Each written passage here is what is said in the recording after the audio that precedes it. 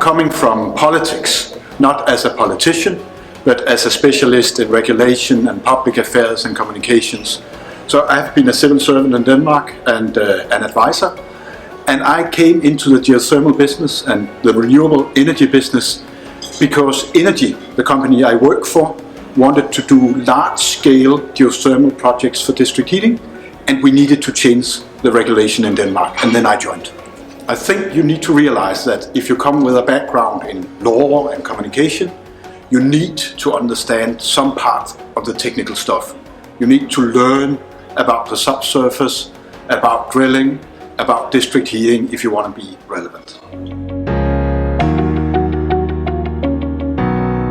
We do geothermal for district heating, large scale. We do the appraisal, we finance, we construct, and we also operate the plants for 30 years. So it's a leasing model or a service model where the risk on the subsurface, it's on us, not on the district heating company.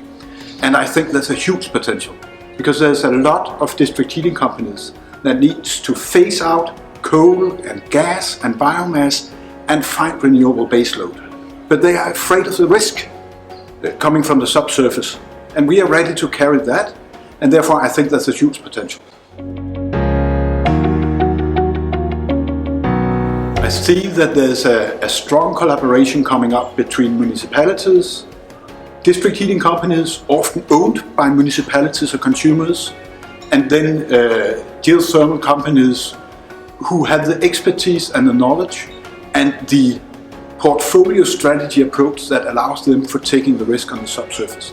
Then the district heating companies, they can concentrate on the consumer side, on the grid side, on the energy mix, and then we have this split of tasks. And if we can make that happen and work in the right way, then I think there's a bright future. I think it's a good idea because I think the potential is huge. But I also think you need to realize the complexity of this. So if you sit in your basement and you want to start a geothermal company, I think you should open the door and find someone to partner up with, because you need expertise in subsurface, in drilling, in district heating, in business modeling.